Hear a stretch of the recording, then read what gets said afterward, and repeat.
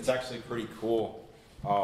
It's humbling to hear that characterization, because I will tell you, going to that meeting and trying to be faithful to it, it doesn't always feel like that, right? Sometimes it's easy to lose perspective on why I'm doing that, but it always I have to remind myself sometimes, right? Like, there were people for me who were there along the way, and when I wasn't at my best and I thought I was trying, sometimes that trying wasn't really that hard, but here I am today. So once again, my name is Donovan W. I'm a real alcoholic and I'm an addict. I'll tell you a couple of things as a disclaimer up front. What I'll discuss is the results that I've gotten as a result of practicing the 12 steps for my life today. And just, as I've grown in my recovery, what I've found over the years is I cling tighter and tighter and tighter to the 12 steps, because it helps me to deviate less, because when left to my own devices, I tend to make things really, really interesting, to put it nicely, and life can take on all kinds of meaning, which is not what this book is describing, right? I think another way it describes is self-will run riot. The other thing, my sponsor told me very early in the beginning, my job is to carry the message. What it doesn't say in the book is accept whenever to do so is unpopular, right? So for that, I grew up in a really, really crappy area. The group that I grew up in, I always joke that the only reason they had the big books in the room was to keep the room cracked, or to keep the door cracked so the smoke could filter out, right? Because nobody was reading the big book, or they used it to put it underneath one of those legs at the table so it wouldn't rock, right? But no one was actually looking at, reading, or understanding what the big book was and what it had to offer. And then the last thing I'll touch on, because sometimes I gloss over this is my wife, Danny. We've been married for 28 years. And I will say we've been fortunate enough over the course of the years. I'm laughing because there's a lot of heartache and pain behind that, which we can laugh about today. I will say this: we were the family that would be on the front lawn, getting the cops called, screaming and yelling at each other, not understanding why we just couldn't make this work. Right? That is not our experience today. We've been very fortunate, probably over the last decade, that to be able to trudge this path together. I won't say walk it, but we've been able to trudge this path together. In the last decade have been some of the most satisfying and happiest years of our marriage. In the beginning we were just crazy. We were just too stubborn to walk away, right? So luckily today that's not what it is. Today we got normal people problems. I always like this, we got normal people problems, which is a nice problem to have. All right, so anyway, to kind of start off and to give you some context, I'm going to preface this with what I'm going to talk about is what this book describes as the physical allergy of the mental obsession, right? It doesn't get better, it only gets worse over time. I didn't hear that language when I first started to understand that I was having a problem with drugs and alcohol. I always say, and I don't shy away from drugs, right? When I first came in, I started with drinking. What I found out over time was, I'll get to that. I started with drinking, and then to better manage my drinking, I graduated to drugs, right? Because I could drop so many pills of this, I could take so many hits of that, I could smoke so much of this, and hit that sweet spot, and not wind up passed out on the floor at somebody's house, or embarrassing myself, or just going into a blackout, and then having to explain myself the next day. So what that looked like for me, which I'll tell you up front, so I'm a young old-timer. I've been sober since March 14th, 1992. I literally grew up in Alcoholics Anonymous. I was 16 when I had my last drink or drug. I was in my junior year of high school, and I turned 17 a month later. All right, so I grew up in Alcoholics Anonymous. I can remember bringing my girls into meetings with the carrier, and everyone thought it was so cute because I was a teenage kid, who used to come to AA meetings. I used to be in with a group of young people where it was cool and it was trendy for some of them just to go to AA, and a lot of those folks over the years kind of cycled out, and I just stayed on because I was fortunate to be able to fall into some folks who had a solution that they offered me. So for me in the beginning, I was adopted. Me and my brother are from different gene pools. That was very evident in the beginning. He just did normal kid stuff like going to school and having a hard time getting out of bed. And I was being introduced to drugs and alcohol because I wanted to be cool. I wanted to look cool. I wanted to sound cool. That kind of fit that package. So at a very early age, I had my first drink. And as I told you, in a short time, I graduated to drugs. And in the end, I was really just doing drugs. But to say all of that, my parents who raised me really provided a lot of structure in the home. And it made it very hard for me to operate in that environment. What that amounted to is at 14 years of age, which is kind of like my milestone minute. Not to gloss over everything, but it's hard to capture all of that in about 40 minutes, okay? But my milestone minute was, my parents did not condone me drinking and drugging, right? They absolutely disagreed with it. They tried to get me to really just kind of do normal things that a kid my age should do. So what happened, this is like way back before what the internet is what it is now. They had this thing called Prodigy, right? Like you get on the internet, the phone, and you dial up, right? You can talk to people on the other side of the nation, right? So online, I found a girl who told me that I could come stay with her. And this is like, me like crowd surfing, disappearing for weeks. Sometimes, I'll say for weeks, I get into this pattern where I drink, I drug. I realized my grades were slipping. I would see the writing on the wall that I was drawing too much attention to myself. So I did a lot of binge drinking, a lot of binge drugging. And what I would do is I'd disappear for a period of time, or I'd run away, right? And I can't even imagine like the heartache and grief that I caused my parents today. I got 4 kids, and I can't imagine them just disappearing for weeks, on end, not knowing where they are. But that's what I would do, right? So I just run away.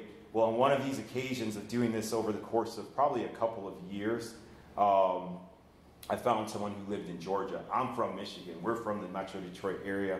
When I was a teenager at the age of 14, I found someone who told me if I came to where they were, that they could put me up. And in my mind, I'm like, so I can drink and party the way that I want to, because my parents won't condone that. And then I had a circle of friends who were telling me that there was something wrong with my parents, because their parents would condone them drinking and drugging. Right? So I ran away. I went to Georgia. Long story short, I wound up on the street in a short period of time. And the funny thing is my pride was, like, I'm so prideful. I have family from Georgia. My dad's from Georgia. Didn't call any of them while I was there, right? So I just wound up living on the street for about a month after the money ran out. I met the girl. I was fortunate that it was a girl. It wasn't some guy waiting on the other end for me. I wound up going to Georgia. I wound up on the street for about a month. And the kids that I was hanging out with, very different from where I was from. A lot of my friends were coming from, stable environments. They had both parents that worked. When I got there, that was not the case. A lot of those kids could barely afford to feed themselves or their other siblings, let alone take on somebody else. So eventually what wound up happening was I found myself hanging out with a couple of guys who were like 18 and 17. I was 14, claiming to be about the same age. And I wound up on the street. I was living in a building that was probably much, much smaller than this. I'd probably say like a quarter of the size of this room right here. And I'd sneak in at night, and I'd sneak out during the day and hope that no one would see me, because I knew if the cops got called that I'd probably wind up like in some type of institution or whatever, being picked up by the cops, like juvenile, whatever, in a foreign state. So I was smart enough to kind of to lay low and keep a low profile. I got a job. I worked up some money. I made my way back home. But what I realized in that month that I was there was all these decisions that I had made that led up to that point were because I wanted to drink and drug the way I wanted to, and my parents didn't condone that. Right? So at 14 years of age, I'm living on the street. I made up some money to come back home. But more importantly, I decided at that point I was never going to drink or drug again. And I really meant it at that time. There have been times I promised myself before, right? And I started drinking about 13. That was when I first had my first drink, right? So by the time I'm 14, I knew at that point I no longer wanted to drink and drug. And I really meant it this time, right? But fast forward, my parents put me in a new school. I actually saw my wife at some point during that. Let me fast forward. I did not stop drinking and drugging. They switched me to a school. I found a new circle of friends to drink and drug with. I wound up continuing in that way, but the thing that I kept running into is I started to realize I can't control this. I knew that at 14, but by the time I was 16 is when I went to my first rehab. All right, so at that point, I was in a private school. My parents had done this in an effort to try and help me, like, kind of better manage. I actually saw my wife at that point, and like we would cross paths later after high school.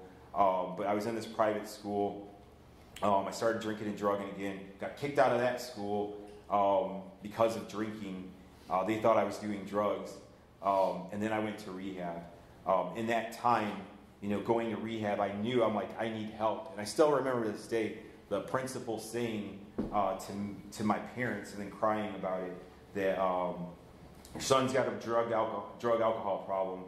He needs help. It's got to be a lot of work for him to like get drugs, supply drugs, be able to do them, hide that, and then manage all this other stuff, right? And I'm crying because I know it's true. But fast forward, by the time I'm going to rehab, I don't remember the time frame. I'm like, it's definitely not the drugs and alcohol. The only reason I'm going to rehab is because of the fact that my idol just got out of rehab. That's the only reason why I'm doing this. It's not the drugs and alcohol. I got that under control, right? So went to rehab, realized some things in there, came out of rehab, went into outpatient therapy, really for the better part of 2 years, all right? So I'd gone through 3 different schools to wind up at the school that I first started with, because I got kicked out of those, out of 2 schools. One was a private school where I saw my wife early before I knew she would be, or before we ever really crossed paths. Then I went to a public school in the inner city where things got really violent really quick. And I was hanging out with a bunch of gangbangers and whatever else, not realizing because they just like to do the things that I did, right? Got kicked out of that school for drugs and alcohol, and then that's when I wound up at the final school in my junior year of high school. I had been introduced to sobriety. I had done rehab, and then I was in outpatient therapy for teenagers. By the time I hit 18, they're like, hey, look, you're not a teenager anymore. We don't know where you're going to go, but you're going to have to go someplace else. Through those years, I had been going to a multitude of like 12-step meetings, 12-step groups. I was doing that. I was in with the young kids. I was in with some of the older folks, and I was trying to figure this stuff out, trying to figure out how to apply this to my life. And I'll touch on this shortly, but what that amounted to is when they told me, hey, look, you can no longer come here, this is all that I had left, right? It was the 12 steps, sponsor. I didn't have accountability. I never heard of triggers at that point. I wasn't introduced to that term. But all of that stuff was like, now it's just on me and you guys, in whatever capacity that is, right? Which was really scary for me really early in my sobriety. So they tell me I can't come there anymore. I'm going to AA meetings. Somewhere along the way, as I talked about before, I'm at a meeting. There's a guy who didn't stay sober, but I gave him a ride to a meeting. He was a teenager as well. He's like, hey, hold on. I heard this guy talking at the table I was at. I want to ask him to be my sponsor. Just give me a minute, and then I'll come along. So I'm standing there, I'm listening, and the way this guy spoke, the way he articulated certain things, and the way he characterized these 12 steps, there was just something that was very different that I was hearing from this guy that caught my attention. So I asked him to be my sponsor as well. He's still my sponsor to this day. He still lives in Michigan. That has never hindered his ability to sponsor me. He's the one who walked me through the 12 steps. Right? Once he laid that groundwork for me, what my experience has been is I can call him and we can talk about these things, and it's never been hindered by space or distance. All right, so Doug started walking, or he's talking to this guy that's my sponsor, and he was the first person who hit me with this description that I didn't realize came from the Big Book. Now, bear in mind, I did rehab at 16. I've been in outpatient therapy for about 2 years. But this guy talked about this physical allergy, this mental obsession, and this progressive illness that was not going to get better.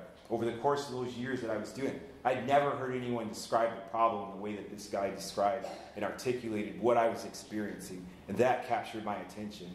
Right? So what he described and how I put it to people is, someone with a shellfish allergy or peanut butter allergies cannot eat shellfish or peanut butter, right, and physically will themselves that I am not going to have my throat or my esophagus closed, right? Like I'm going to make myself not have that experience because I have an allergic reaction to shellfish or peanut butter, right?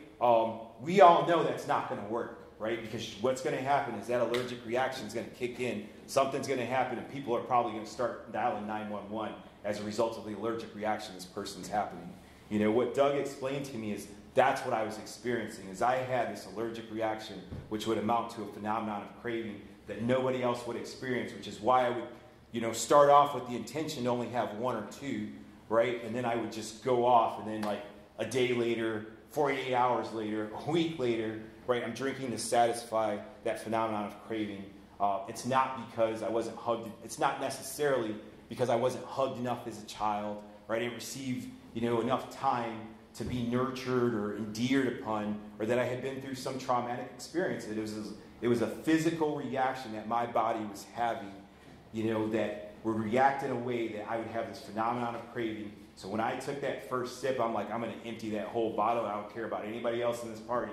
I'm going to empty that all by myself because I got to satisfy this phenomenon of craving.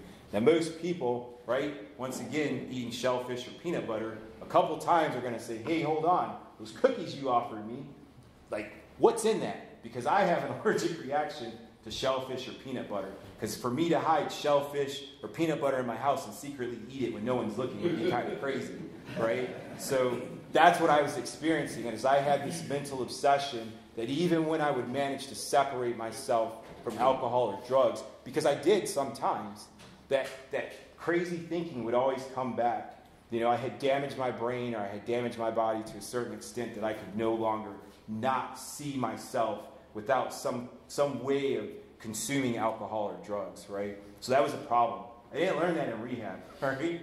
I learned that in the Fellowship of Alcoholics Anonymous, which if you go back through the history, we started a lot of that outpatient therapy, right, as a result of what this program, what the founders, kind of laid in terms of groundwork. So to say that, I always try to make the distinction, my sponsor pointed out to me in the beginning, this is just Donovan's perspective, observation, opinion. My sponsor said to me very early in my sobriety, and it took probably the better part of a couple of decades for me to start to see it. He had said to me, which I still remember in the early beginnings of him walking me through the steps, that there was treatment center stuff that was starting to filter into the Fellowship of Alcoholics Anonymous.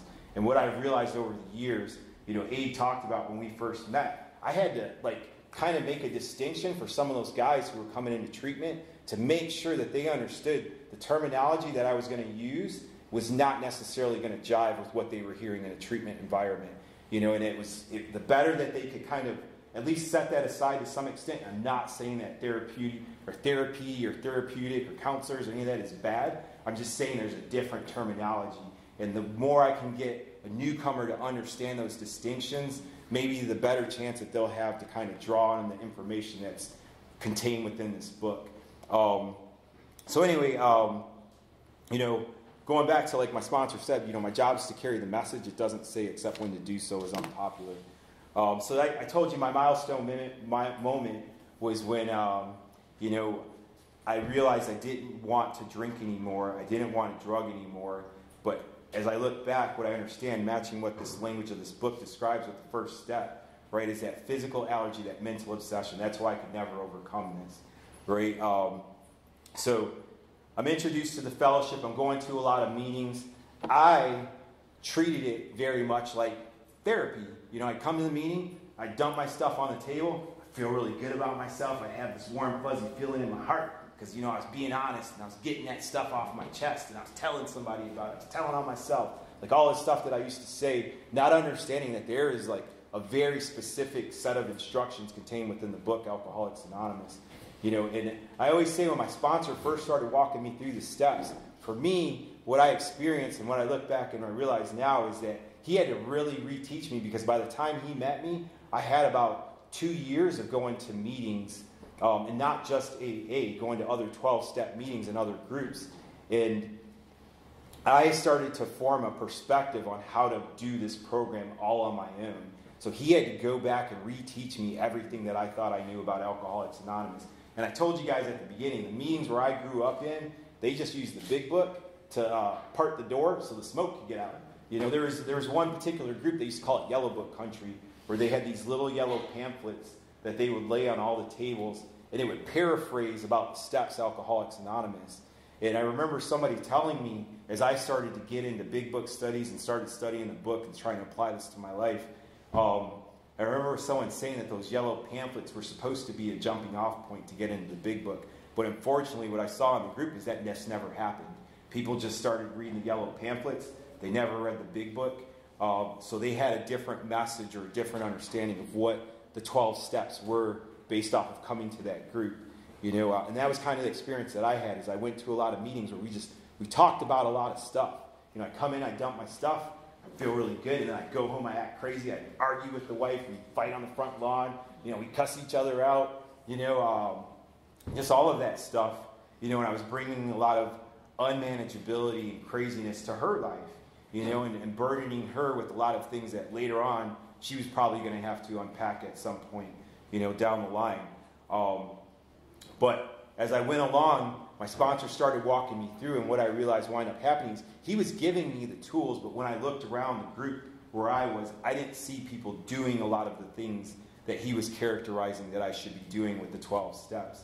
I literally used to drive about an hour away from my house, like maybe once or twice a month, just to go to this one meeting, because what I realized today is, like my wife and I call it like solution-based recovery versus fellowship-based recovery. Right, like I can just go to a lot of meetings and I can talk about stuff, but that doesn't necessarily, that's not going to be the thing, or I've found that's not what gets me to actually practice this. That's not how I understand how to walk out the 12 steps of Alcoholics Anonymous. And that's not typically for people that I see that are kind of normal people today within the fellowship, right, with like normal people problems. That's not generally how I see a lot of those folks that I call friends and that I trust within the fellowship. That's not how I see that they necessarily practice this either. Anyway, I joined the military at 20. Fast forwarding a little bit, I had a couple years underneath me. As I just told you up front, I did not know how to practice this program. I just knew how to go to meetings. I had a civilian who was coming to. I started at Fort Knox, not too hard, right? Like all I want to do is eat and sleep during basic training. Not thinking about a drink or a drug. But when I got to AIT, I had a very long AIT, which is like my school for my job, right? By the way, my recruiter lied to me, right? I discovered my recruiter lied to me. Imagine that, right? So, needless to say, a lot of fear kicked in. I started hearing stories about going to Korea for a year. I had just married Danny right before I joined the military in '95. And then when I came in, I had a civilian who was coming to pick me up at the Aberdeen Proving Grounds in Maryland. I was in my AIT, and I think I made it to one or two meetings. And honestly, the drill sergeant didn't understand. Once you deviate from the herd, that's not a good place to be in the pack, right? Like in large formations, it's very hard to deal with the one-offs. So I made it known. I'm like, hey, drill sergeant, I need to go to a meeting. Hey, drill sergeant. And by the way, when I joined the Army, I told them, hey, I go to AA. And they're like, hey, there's meetings on post, all that other stuff. So I didn't hide it. I didn't disclose it. I joined, and I started, basic training, no issues, got to AIT, and eventually the bottles of alcohol came out. And that's when I'm like, whoa, I don't know if I can handle this.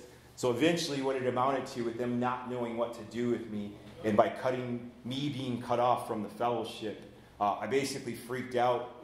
I remember talking to my father-in-law, telling him that I was concerned about my sobriety. And then eventually I decided, hey, in the end, this is just a job. I'll take my chances in the civilian sector, but I don't think this is the place for me. So they separated me from the military. I had to go before my commander. I told my company commander, I'm like, hey, I don't think I can handle this. I told you guys I was an alcoholic when I joined. I don't think this is the best fit for me.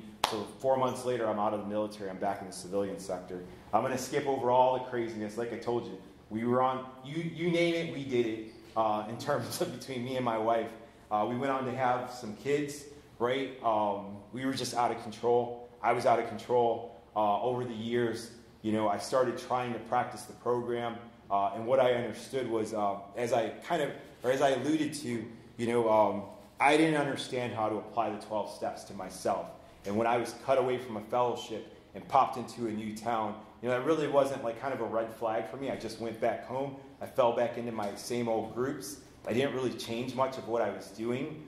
And then I started to fall back into some old habits, right, which started to cause some chaos within my home. So things didn't get better. I always say I was probably in a dry drunk for a better part of a decade. There was a lot of different things that kind of led into that. I am very fortunate that I just never picked up along the way. But I was not doing anything that amounts to what I would understand that would help me in terms of getting sober. I think the only things that I did at a bare minimum was I went to big book studies, I went to meetings, and I would make efforts to walk people through the 12 steps. Even that was kind of touch and go.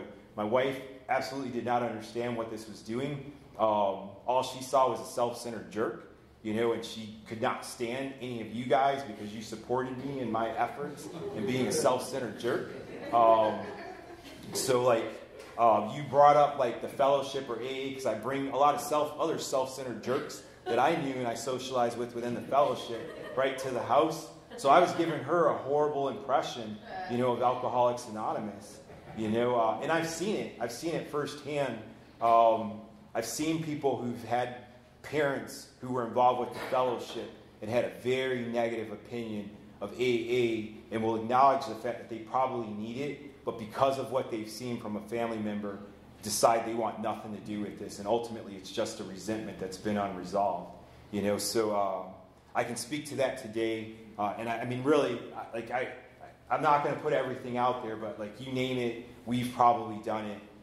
It's amazing that she didn't stab me in the middle of the night. Right? Being for real. It's amazing that I haven't been incarcerated on more than one occasion, or my wife. There was just like we were crazy, we were really crazy. There was a lot of heartache and pain that was underlying a lot of that.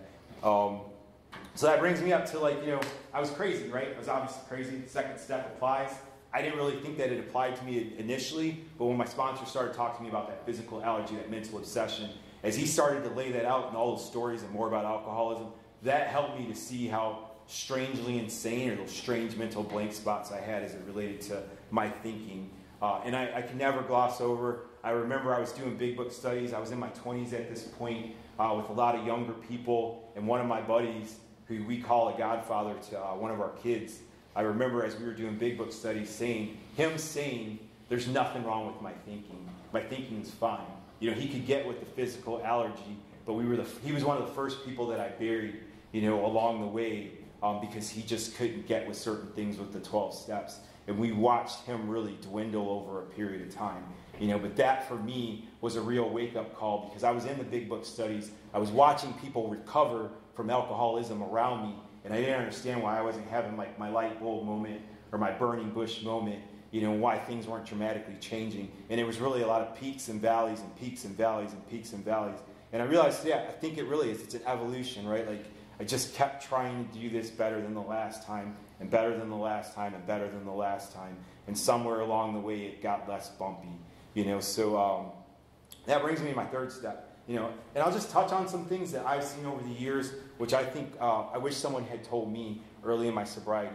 My sponsor did my third step with me. There's a prayer in the big book, if no one's told you, or if you haven't come across yet, or you haven't gotten there yet. What I realized and what he articulated to me was, many times before I had come into the fellowship, there was a lot of times I promised God, hey, I'm never going to do this again. This is it. I'm done. Right? Then there was other times where I promised my group of friends, hey guys, not going to be back here next week. This is the last time. You're like, yeah, Donovan, we'll see you next week. Right? And then there was other times where I would promise, God that, hey, this is it, or I make commitments to myself. But never did I ever say to my higher power with a witness that, hey, I'm going to embark on a way of life that I don't know what the future holds, until I did my third step. And there's one other time which I realized over the course of years, but the point that my sponsor was trying to make was, right, like, this was something that was new in the way that I was embarking on this path. And it was kind of I guess you could say symbolic of what I was about to embark on. But the one thing I always like to drive home, right, like, you guys, I think some of us have heard, right, like if there's 3 frogs sitting on a log, how many frogs, and one decides to jump off, how many frogs are sitting on a log? Somebody help me out. 3, right? Because he made a decision, but he didn't take any action, right? So in saying that, the significance of that decision is I had a witness to see what I was about to, really commit to. The only other time I realized that I've done that is when I got married to my wife. I had all of these feelings, right, about this particular woman. I promised a room full of people in front of God that I was going to commit myself to a way of life that I didn't know what the future held, right? And then later on, when I did my third step, it was very similar in that regard. My thinking's flawed, my body's flawed, my sponsor is introducing these new ideas to me based on the information that I hold. Absolutely, how do I get that? Sign me up, right? And then I commit to him, or I commit to God in front of another person or my creator or my higher power that I'm going to embark on something that I don't know what the future holds, and I'm going to take action to follow that up, right? And there's timing in that, right? No one really pointed that out to me in the beginning. That's something I saw over time. And one thing I was very fortunate to that my sponsor told me in the beginning is he's like, hey man, if anything that I say conflicts with what this book says, go with what the book says, right? And that was the best thing he ever told me. I will tell you, the inventory that my sponsor did with me is not at all what I practice today. But because he told me that in the beginning, it gave me so much more room for more growth. As he gave me the ability to keep studying this book and keep understanding this. He had about 6 years when I met him, and he had the worksheets and he walked me through. And over time, what I found was I'm not a huge fan of putting anything between the big book and me and a sponsee, because I've done worksheets before as an effort to try and help my sponsees. And generally what I see is people are really lazy. They'll just use the worksheets and they'll never crack the book, right? So the best thing is this is the workbook, right? This is our basic text. I found the less that I can do to put something between a newcomer and the book, Alcoholics Anonymous, and encourage them to dig into it and use whatever resources, because there's a ton of stuff online, right? Like Joe and Charlie, if you haven't heard of them, check them out, right? Like great stuff to listen to help like kind of drive home a lot of the messages that are contained within this text, right? So anyway, that was what my third step looked like, right? One thing I meant to touch on, and I'm not going to read it, there's a part in here where it talks about young people and women, right? I can't help but to touch on this. Last time I did a speaker meeting and my wife was present, there was someone who made the comment, man, but he only drank for like 3 or 4 years, right? I've been fortunate that no one's ever challenged me on that. Not that I would really care, right? I earned my chair at this table. I know that. It doesn't really matter what you think. But there's a part in the big book where it says young people may be encouraged by this man's experience to think that they can stop as he did. And I'm on page 33 in the big book. It says, we doubt if many of them can do it because none will really want to stop. Let me skip ahead. To be gravely affected, one does not necessarily have to drink a long time nor take the quantities some of us have. This is particularly true of women. Potential female alcoholics often turn into the real thing and are gone beyond recall in a few years. Certain drinkers who would be greatly insulted if called alcoholics are astonished at their inability to stop. We who are familiar with the symptoms see large numbers of potential alcoholics among young people everywhere, but try and let them see it, right? And then the part before it, which I did skip over, talked about young people and women. Like it doesn't necessarily take us a very long time to become alcoholics or addicts, right? And this is based off of what the first 100 members kind of wrote down. All right. The other thing I'd like to touch on, this is just like, once again, talking from my personal experience in relation to practicing these steps. There's a 3-part inventory, and I throw it out there because, I talk to people at meetings, and I'm like, yeah, man, you did fear, resentment, sex, right? And I'm like, yeah. But then when you really talk to people, you find out they only did one inventory, right? Like, there's 3 parts to an inventory, at least what this book says, right? And also, if you look at a lot of what it says, it lists for each one. We put it down on paper. We got this down in black and white. We set this all down on paper. I don't remember specifically verbatim, right? But for each part of inventory, it touches on that it's a written inventory. I will tell you, in the way that my sponsor has disciplined me today, if I called him 5 years, 6 years, 10 years into my sobriety, and I didn't have a written inventory in hand, he knows, and he'll tell me, call me back when you do. And I can remember times calling him saying, hey, Doug, I got some inventory. And then he talked to me for a little bit, and he's like, did you write it down? I'm like, no, I didn't write it down. Call me back when you do. So what I understand, because of the way that my sponsor walked me through the steps, the 4th step is just laying the groundwork for that 10th step that I'm going to do, hopefully till the day that I die. Right, so my inventory today, when I start getting jammed up and I start feeling disconnected or irritable, restless, and discontent, that means I pull out the pen and paper. I put pen to paper and I start writing it out. And then I call somebody, right? I talk about it, and I bounce that off another human being and make sure that I'm being rid of as much of self as possible, right? And I only say that because I know that there's people I've encountered along the way. That's not what their inventory looks like. I'm not saying it's wrong. If it works for you, I've just found for me that this helps me to be rid of self and to be rigorously honest and maintain that with what I was taught to start. In saying that, I actually was working with the guy the other day. We were going through the 12 steps, and I always tell folks, once we start doing inventory, right, like, don't jump ahead on amends, right? People want to get honest because they start feeling good about stuff once they start doing their inventory. There's a lot of rules, there's a lot of things that tell me specifically how to make amends. I had an experience of going to Guatemala and doing some meetings out there. I met a guy who I was doing a big book study out of the embassy there, like down the road. And I remember one guy asked me to start working with them through the 12 steps, and we started getting into amends. And we hit a certain impasse where he was telling me, hey, you mean I need to go, like, basically we were talking direct amends. He's like, I need to go find these people and talk to them. And I'm like, yes. And we actually got into somewhat of an argument about this. And I told him, I'm like, look, man, it's not my message, right? Like, if you don't like what they said, go find them, go argue with them. I'm just telling you what I understand what the book Alcoholics Anonymous says, right? So it's not for me to fight it with you. If you don't want to do it, that's your prerogative, But what I understand is there's some very specific guidelines that tell me how, when, and who to make amends to, and if I need to get permission from somebody else, like my spouse, because maybe I have a financial amends or some other situation, that's something that I should discuss with her as well. So there's some specific guidelines that I should use. I'm going to jump ahead to page 100 in the book. And there's a part in here where it talks about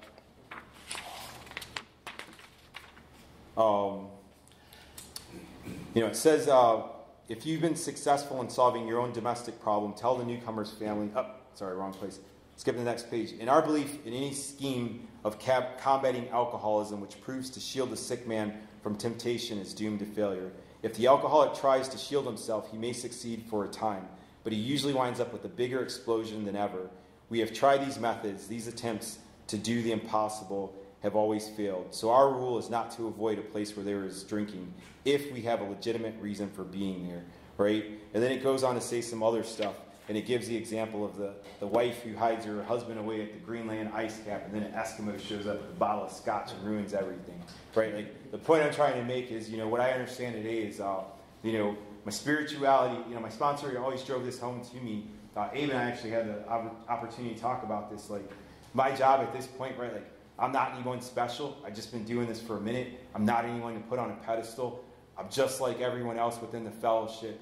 I'm trying to do this to the best of my ability so that I can maintain, like, my spiritual condition, right? And I always think about that part in the big book where it says, my spirituality is directly contingent upon my spiritual maintenance, right? So, like, what I do today directly impacts how connected I am to my higher power, right? What I've found is when I throw myself into doing this, A brought up about that Friday meeting. I love that meeting. It's been one of the highlights of my career, which I didn't go back to. I came back to the military, right? Like 2008, I fought my way to come back in. I came back in. I actually had a buddy of mine. I re-enlisted as a PFC at 32 because of, I like to say, where I was on my spiritual path. And my wife and I came back to the military in 2008. Thus far, it's been a really good career. But I attribute that to is I had a working knowledge of how to practice the program of Alcoholics Anonymous. So when I got deployed to certain places, when I got TDY, where I was sent away for a couple of weeks here, a couple of weeks there, and I fall into a group like this, what that looks like for me is Donovan aggressively approaches sponsorship and tries to grab people out of your meeting and walk them through the 12 steps, right? So, in saying that, I came back in and being spiritually fit, that's what that part in the book was that I was talking about. If I'm spiritually fit, I can literally go anywhere. That's been my experience in coming back. I actually had a buddy of mine who pointed out to me, because I didn't really see it like that, it was the first place where I was starting to go on post and work with soldiers in the military trying to carry the message of Alcoholics Anonymous when I was stationed at Fort Stewart, Georgia. And when I told him my story, he's like, wait a minute, you got kicked out of the military in 95? And I'm like, yeah. And at the point when he met me, I'd re-enlisted at 32 as a PFC, came in the military, saw an opportunity to become an officer. Still remember when I went to OCS, people telling me, if there's anything medical in your packet, they're going to pull you out of the course. That never happened. I think for the first month, I kept waiting for somebody to tap me on the shoulder and say, hey, you're not supposed to be here. But I want to say, I think because of the track record that I had and the performance that I was showing, it's just never been an issue. I carry a top secret SCI, and I say that because even on post, I know a lot of the military guys, as Abe touched on, they don't want to come near that building because they don't want someone to see them walking in. If anything, I don't wear my uniform now because I work with enlisted guys. They're like, he's an officer. He's evil. Can't trust him. Right? So if anything, when I wear civilians, it's to give those guys an opportunity just to see me as another person and potentially to hear the message of Alcoholics Anonymous because it might save their lives. So I've been fortunate today to carry this and to be given this message. Really, once again, one of the highlights is the opportunity, specifically like even hearing Abe characterize the way he did is humbling because of the fact that when I come to that meeting, man, I'll talk to 30 guys and I don't know if even 5 of them are getting what I'm saying, but when you see one person that just grabs on, it makes it all worth it. The most beautiful thing that I've been blessed with today is walking people through the 12 steps and watching their lives miraculously change. And in a short period of time. My wife is one of those people, I told you guys, like, bringing her to an AA meeting to listen to me talk, right? Because she was convinced I was my own best fan, right? And sometimes she'll tell me that still. But in saying that, for her to want to have anything to do with this fellowship, let alone the family members, I never would have thought that. I can still remember trying to find like a middle ground to talk this spiritual stuff with her because I knew I had to grow, but I saw she wanted nothing to do with that. And somewhere along the way, while we were at Fort Stewart, she found a family member from Alcoholics Anonymous who walked her through the same 12 steps that the book Alcoholics Anonymous, and that's what she used to walk her through those 12 steps.